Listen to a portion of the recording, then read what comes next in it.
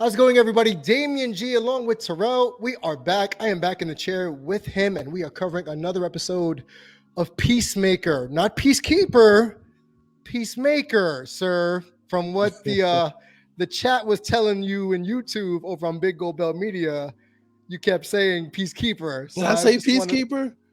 At least 3 times. Hey, it's the same thing. I just loved it because I'm watching it and you're with gusto saying Peacekeeper, and I'm like, he's just totally gonna let that slide. All right, that's fine. It's but hard. no, good job last week hosting without me. Thank you. As you know, prior commitments, and for those who are watching here on the YouTube channel, I do have prior commitments and a very high stress, high profile job with government agencies. So I couldn't make it. But I'm here this week, and speaking of government agencies, Peacemaker had a lot of twists and turns, a lot of backstabbing, a lot of betrayal, just like government, and then we were left with local government potentially starting a invasion. That's what I got at the end of that. But we'll cover all that now. Peacemaker episode 6. What were your first inclinations while watching this, Terrell? Well, first, the title "Burn After Reading," Murn after reading, Murn, yeah, smooth. They keep doing like these puns on titles. It was definitely, I would say, where like the last couple episodes, it felt like they were like more ramped up at action pace. Like this, it's still at action, but it slowed down a bit. You know what I mean? Like they wanted to get into a few things that were kind of details were being overlooked. You know what I mean? Like the whole thing with the butterflies, yes, a lot more stuff with Peacemaker and the other characters and stuff like that. But I thought it was a fantastic episode as always. This show hasn't let me down yet. You know the phrase slow burn. You know that phrase, correct? Right. When it comes to like plot development and character development, I feel as if this was going to be a slow burn episode as it started, because we get a show and tell. Then we get, Adebayo, which I called it. I'm like, he's not going to kill her. I knew Murn wasn't going to kill her, but I didn't know everybody was in on the joke. So like, that was interesting. I figured it out, man. And, Economos like, la, la, la, la, la, pretending he doesn't know, which is smart because he doesn't want Waller to use him as kind of like an evidence resource. So that's smart on his part because he knows he's weak-minded. So good for him. Just being self-aware. Right? Yeah, self-awareness is key. But I thought it was going to be a slow burn episode. Again, we talked about briefly, he's at hide and seek with the janitor's kid. Basically, he may be a baby's daddy. We don't know, but it's fine. Peacemaker gets around. Apparently 10 years ago, he was doing his thing. We had a small look into how potentially he may have killed his brother in a flashback scene. We realized he apparently Billy Joel with the piano, which, is impressive to me because he can play the piano really well. I fucking hated Vigilante in this episode. He was real annoying for some reason. Yeah, he was real. He was extra annoying in this episode, right? He seems like he's better when he was just playing his vigilante role, when he was just being, the crazy dude with the mask on. But you know how you really get to know people. Like, man, this guy's really freaking annoying. which I mean, like he's learning as well as Chris, and how to, I guess, be a friend, be a regular person basically, and not a homicidal maniac going around killing people. And everybody's like, as they learn more about themselves, they're like, man, this ain't what I want to do anymore. You know what I mean? That feel some type of way about it. Kind of like Adebayo when she had never shot nobody the first time, and now she's shooting everybody, right? So she's over here telling hardcore in the rain, give me my gun. Like, wait a minute, hold on. Right. 2 episodes ago, you didn't want to kill anybody. All of a sudden now you're bloodthirsty? Right. Okay. They're aliens, so it's cool. Pop, pop, pop. They're robots. So we find out Murn is a butterfly. Yes. And apparently he possessed the butterfly. We don't know the identity, the name of said butterfly, but apparently he possessed Murn and realized that was not a good man. But he had the capacity to change. And this felt very Optimus Prime, because I've been on a Transformers rant the last couple of weeks. So it felt very Optimus Prime-y, where he realized even bad guys can try to change. Right. and he took that autonomy away from him because he realized his own people in the Butterfly Kingdom, we'll just say the Butterfly Kingdom, were trying to take over the world, because we find out that Murn and Co., or the Butterflies, really just want to be here chilling, like the Skrulls in the MCU. They just want to be here, we just want to get away from our planet and just start a new life. And their own civil war happened, where we find out that the Queen Butterfly, it's a girl, by the way, y'all, it's not a he, it's she, that Peacemaker was holding in a jar, who literally could communicate through taps, which I thought was cool. And again, that made me hate fucking Vigilante even more, because he was such a fucking idiot. But again, he's just supposed to be on the spectrum. He's supposed to have really bad socialization skills. So it's fine. But if you've ever dealt with anybody who has some sort of mental health issue, there is a line of frustration you will inevitably get. If it's family, friends, close ones, loved ones, where you just want to be like, oh, I want to throw you across the room. And that is how Peacemaker. Yeah, right. So and we're jumping around a little bit, but yes, there are moments in this episode where Peacemaker looks like he just wants to beat the shit out of Vigilante for just either talking too much or doing too much. So as the episode transitions, we find out that Song, her partner, and all of the police force, the White Dragon got out of jail because the last episode, she was able to get her uncle to give like a search warrant or like a release warrant of some sort. Right. So the White Dragon's out. Peacemaker's dad's out of jail. Song and Co. realize they need to go arrest Peacemaker. They try. And thanks to, the real MVP, Eagly, with his death-defying, wingmanship, pun intended, where he's like attacking all these federal agents and cops in the middle of the woods, pecking out their eyeballs and at their throats and stuff. So good on Eagly. Right? So I'm thinking, you know what? Eagly's probably a better sidekick than Vigilante could ever be. But Vigilante escapes with the help of Locke. Now, in past episodes, Locke's been weird, because I would have sworn he was a butterfly, man. I thought he was at first too. I totally misread that. I thought they were both butterflies on the same page. And apparently they were not, because Locke straight up just murks everybody in the forest. Every single cop. Bam, bam, dead, shot, boom. And then I wrote down my notes, like I told you pre-show, that I wrote down some silly notes. But this motherfucker decided to give the suspect of the Hamburglar, describing the fucking Hamburglar, because I didn't even get it. I'm like, what? Pinstripes? Fedora? And it wasn't until he said Robble, where I go, it's the motherfucking Hamburglar. It's always the Hamburglar, man. He stayed doing something. Dude, the Hamburglar is always like, remember The Rock back in the day? He used to say the Hamburglar in his monologues and his promos.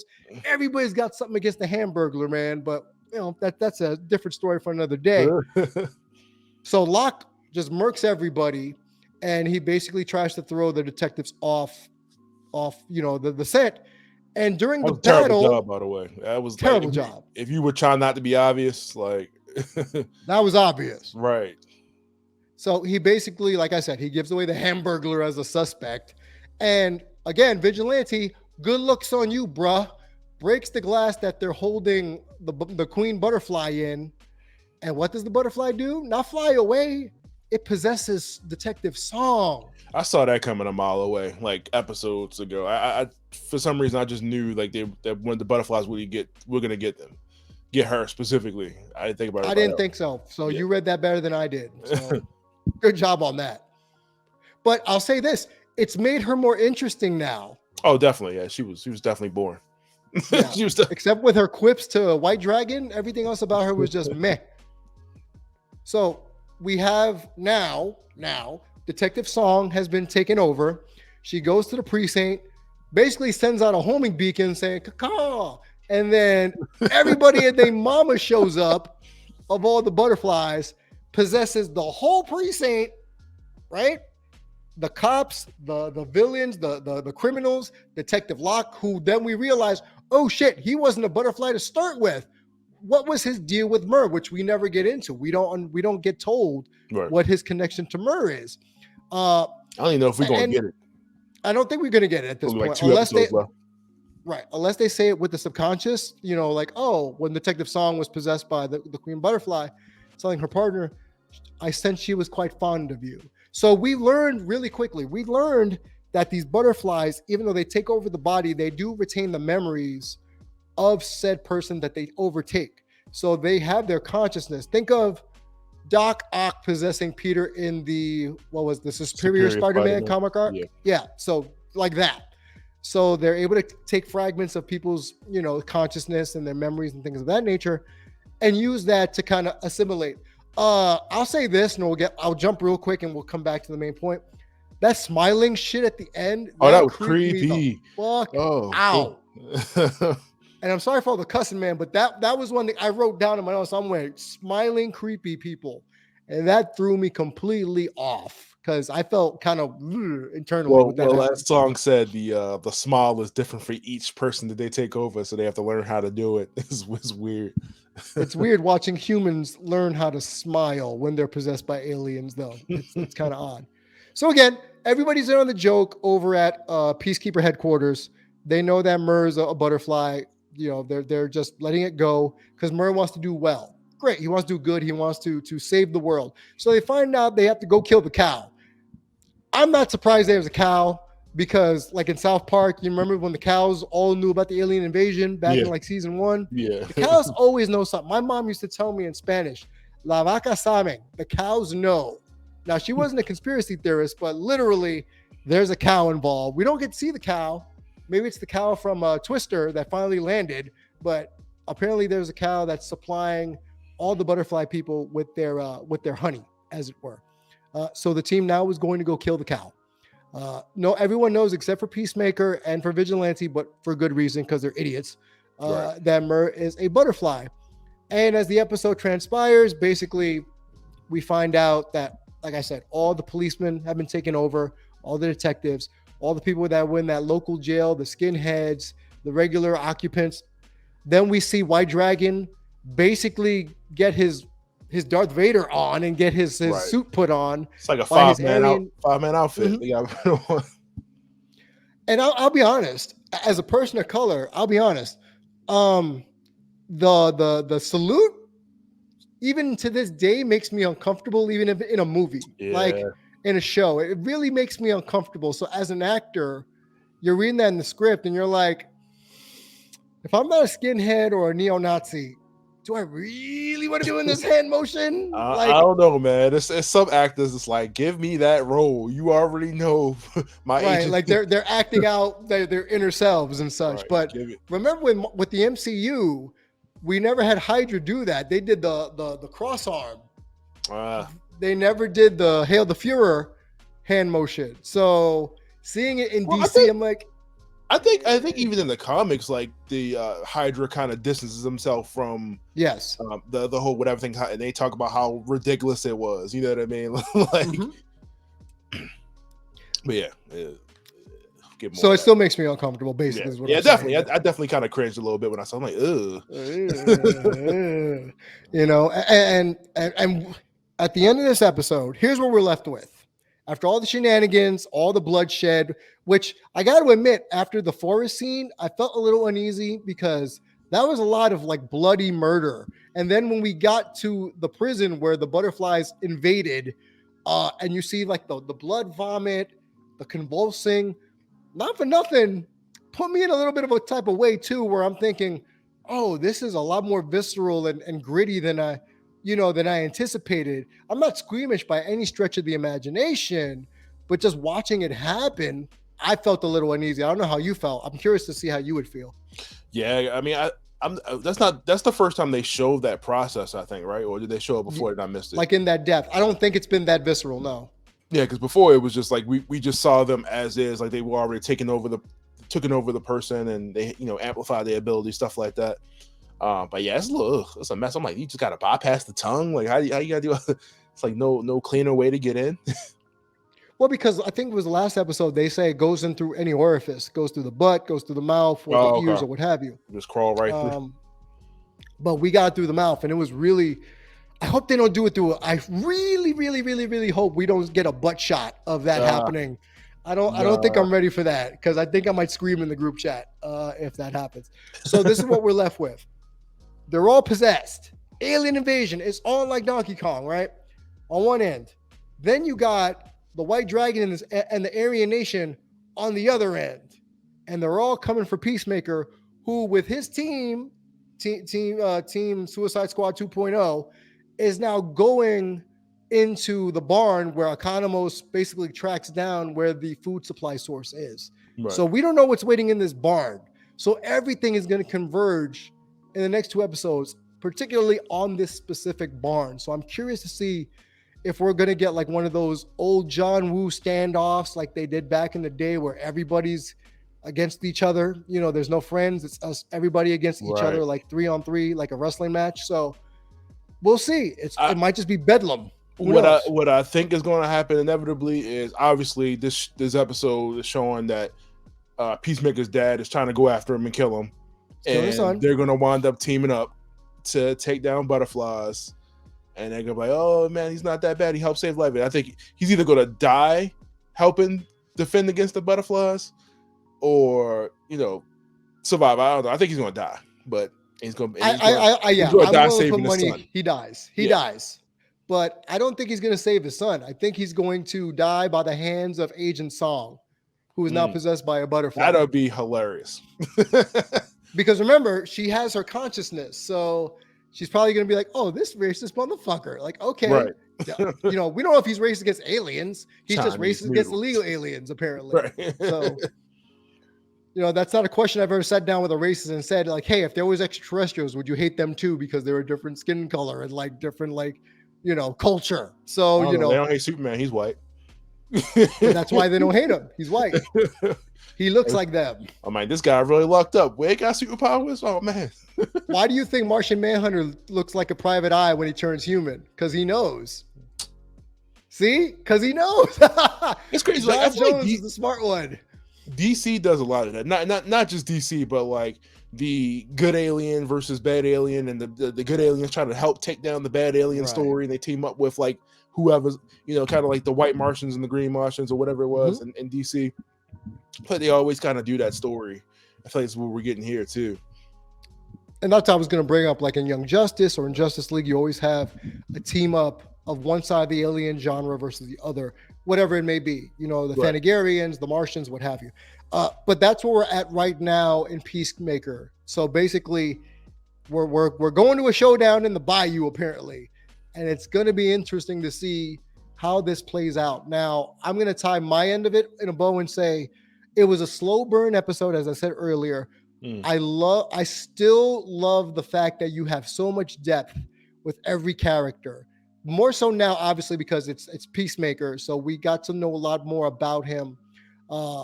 Apparently, we find out what's in the diary, which is a lot of like trying to pin him on the alien invasion, pin it on him, so he goes back to jail at the end of the mission. Right. You know, because that's what Waller does. Here's a quick conspiracy theory that I didn't think about until it was happening. What if the wife of Adebayo is a plant by Waller? I don't know. That would be some deep cover work. To make sure she gets the job done to keep her square. That would explain why she's even getting top bill in the show at all. Because she's barely been in it 5 minutes. But yeah, that does make sense. That is some Amanda Waller stuff right there. So, you know, think about it. She in the cartoon, she implanted DNA in Terry McGinnis. You really think it's not hard for her to pay someone to be the wife of her daughter on the payroll? That's Bruce's son, man. No, that makes perfect sense because she knows her daughter. She knows that she would confide in this woman and tell her stuff that she wouldn't tell anybody else, that they wouldn't necessarily tell her. Oh, and she'll go back and tell Waller. Right. Because she doesn't fully trust her daughter. That makes all the sense in the world. Yeah. Man, and I'm thinking, because they had this like romantic interlude briefly where she's just venting to her wife. And I'm thinking, what if she's venting to the enemy? And that's what got me thinking about it. Like she's fighting in the enemy. Plays the long game with that stuff, man. She really does, though. But that's her character. She's like 3 steps ahead of everybody. So that's my thoughts. I give it a solid B, because it was a little slow. I did love the whole like naming all the kids are mean. I put this in the notes. I'm like, kids are cruel as F when it comes to show and tell nowadays, man. Because it I wasn't can like see that when right I through was a you. kid. Mhm. I see how much of a loser you are. I'm like, damn, kid. I'm just thinking, like, Damn. Peacekeeper's gonna shoot this kid, man. But we find out he doesn't want to kill people anymore. Boo. He'll kill aliens, but it's the Scarface, no woman, no kids kind of Don't bit. humanize my villains. I'm tired of it. A lot of people have you're one of the people who have complained about that, the humanization of villains, and a lot of people are tired of rooting for the bad guy in superhero media. So because it's cool to root for the reformed bad guy, even though they might still be the bad guy. Even when they introduced this character, you could tell that he wasn't all the way like as whatever as majority of the people. Him and Idris Elba's character, I can't even remember his name. Bloodsport. But they could tell that they weren't like completely bad dudes. Like they kill people, but they weren't like just doing it like Joker or any of those other supervillains. Yeah, it wasn't for the chaos aspect. It was because like the ends justify the means either for business or for the big picture for saving America. So I get it. So what would you give the grade if you had to give a grade? I gave a B. Yeah, it's also going to be a B for me because I mean, like I said, it was slow. There were just scenes where they were just talking for a minute. It was kind of lingering on, and I was like, where like the butterflies get unleashed. I'm like, this is perfect. We can end it here. Yep. Like they just kept on going. And they had like a whole like choreographed thing with like the butterflies and like the dad putting on the suit, and I was like, okay, this is a good time to cut it, and it was like another 10 minutes left. I'm like, all right. So yeah, it felt a little long, right? So it wasn't just me. It did feel a little long toward the end. And then the scene with the him playing the piano and everything else, I feel like that could have been cut a little shorter. But other than that, I mean, it was pretty good episode. I just keep trying to figure out why Peacekeeper never has a gun on him. Like never has a gun. Yeah, like intentionally for some reason, like because he doesn't want to kill. That's basically it. He doesn't carry the gun because he doesn't want to kill anymore. Because Harcourt engraves the peacekeeping eagle into his new gun, and he tries to make up this cockamamie excuse of, oh, it's inverted, and then he admits, I don't want to kill anymore mindlessly. So okay, I get it now. Down to kill aliens. Yeah. He'll kill blue people, but he ain't gonna kill humans or Americans because that's he's not a domestic terrorist. Not gonna do that. Right. He's an international terrorist. He'll keep peace for America. Other than that, so okay, solid B across the board. Definitely. Any prognostications for the final 2 episodes? Honestly, I'm curious to see, especially how this ends with them pretty much just pinning everything on Peacemaker, which inevitably means he has to go back to jail. That's what I'm wondering. If the plan is to get a season 2 out of this, how do we resolve this and then set this up for a 2, and then we carry on with this team, or do we send them back to Suicide Squad?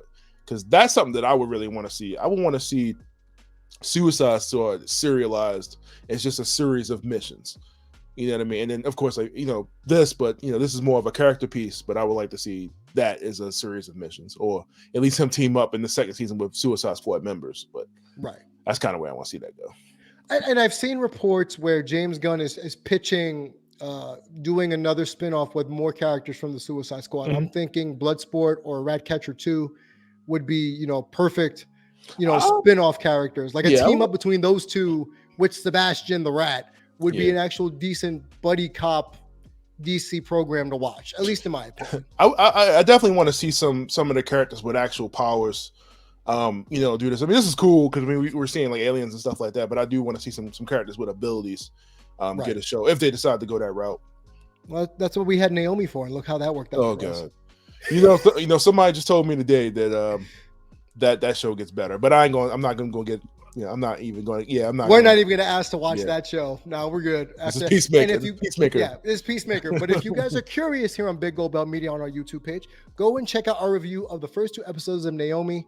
And apparently, people were really torn in that chat regarding our thoughts on that. And share your thoughts here on Peacemaker. Again, that's Big Gold Belt Media on our YouTube page. Damon G. Terrell, let us know what you thought in the comments, and we'll see where Peacemaker takes us. And we'll catch you next time. Dove of Peace. Oh, God. Eagly's the man. We'll just put it that way. That's the name of the episode.